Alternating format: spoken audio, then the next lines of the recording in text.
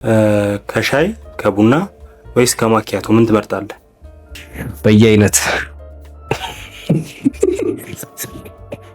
አብረ ሻይ ቡና ለማለት የምትመርጠው ሰው ደራሲ።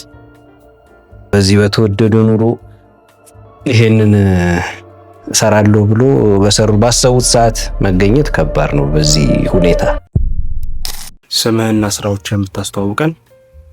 እሺ፣ ሚካኤል ምናሴ ይባላለሁ። በስራ ደረጃ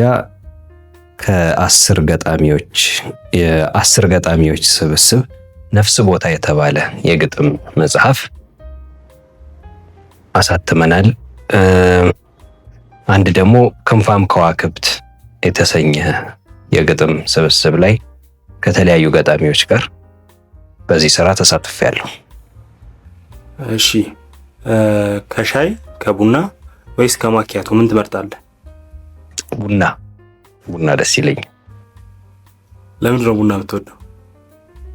ቡና ሽታው ደስ ይለኛል፣ ያነቃል እና ያው ጥሩ ስሜት እንዲሰማ ያደርጋል። ለመጻፍ ምን ያነሳሳል ወይም ምን ኢንስፓየር ያደርጋል?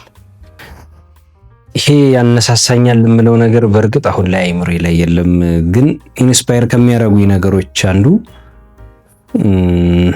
ጥሩ የሰዎችን ጽሁፍ ሳነብ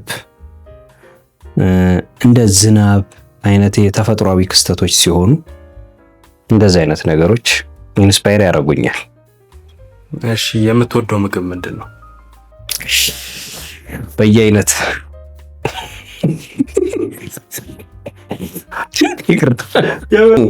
በየአይነት ደስ ይለኛል። በየአይነት ጾም ስለሆነ ነው ወይስ? አይ እኔ የሚገርም ጓደኞቼም ጋር እንዲያውም አንድ ጓደኛዬ ስልኩ ላይ ሲጠራ ሚኪ በየአይነት ብሎ ሴቭ አድርጎኛል። ከምሬ ነው። ከምን መጣ ይሄ የበየአይነት ፍቅር? ከበፊትም ነው ወይስ? አዎ ድሮም ጀምሮ ነው። ወይ እንግዲህ አይነት መሆን እና ምግቡ ሳይሰለቸኝ እንዲያልቅ ያደርጋል መሰለኝ። ቬጂቴሪያን ነህ እንዴ? አይ ቬጂቴሪያን የምባል አይደለሁ። ያው ግን በተለይ ምስሩ ደስ ይላል። ኦይ የምትወዳቸው ሶስት የስነ ጽሁፍ ስራዎች ምን ምን ናቸው? ሶስት የስነ ጽሁፍ አክቹአሊ ብዙ ናቸው፣ ግን እንግዲህ ራንደም አይምሮዬ ላይ ያለውን ነው ልነግርህ የምችለው። የአዳም ረታ ይወስዳል መንገድ ያመጣል መንገድ በጣም እወደዋለሁ እና አንደኛው ባዮግራፊ የአውቶባዮግራፊ ነው። አንድ አፍታ ላውጋችሁ የፕሮፌሰር ጌታቸው ኃይሌ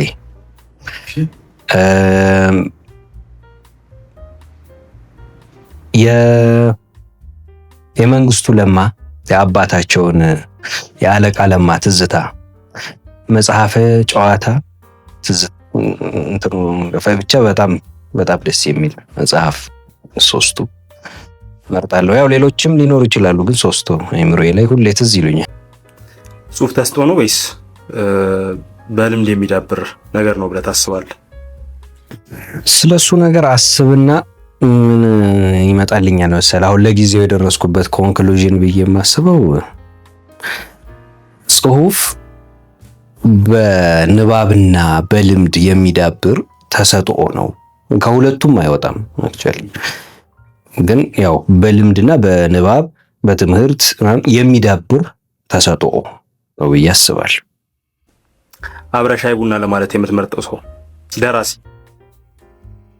አብሬ ሻይ ቡና ለማለት ያው እኔ ሁሌ አዳም ረታ ደስ ይለኛል። አዳም ረታን ባገኘውና ያው ደራሲ ነው አይደል? ደራሲ ብቻ ነው የተፈቀደ። አዳም ረታ ጋር እንዲሁ ተቀምጬ ሻይ ቡና ብዬ አድናቆቴን ነግሬው በቃ ብንለያይ ደስ ይለኛል። አግኝተኸው አታውቅም? ሰው አላውቅም። በአካል ምንም ተገናኝታችሁ አታውቁም? በአካል አላውቅም። በፌስቡክ ግን የሆነ ካፌ ውስጥ ስገባ የእሱን ስዕል እሱ እንደሆነ ያው ስለማደንቀው እሱ እንደሆነ ገባኝ እንጂ አይሆኑ አድርጎ ስሎት በፎቶ ልኬለታል። በፎቶ ልኬለት አንድ ካፌ ውስጥ አየውህና ብዬ የሆነች ብዙ ጊዜ የሚታወቅባት አንድ ፎቶ አለችው። እንትን ወረቀት ነገር ይዞ እንዲህ ብሎ ብቻ እሱን ስሎት ልኬለታለሁ። እሺ ቀጣይ ከሚካኤል ምናሴ ምን እንጠብቅ? እንግዲህ እንደ እግዚአብሔር ፍቃድ አንድ መጽሐፍ አወጣለሁ ብዬ አስባለሁ። የግጥም ስብስብ በግሌ እሱ መንገድ ላይ አለ። እንደ እግዚአብሔር ያርሰን። እንደዚህ እያላችሁ ትጠፋላችሁ።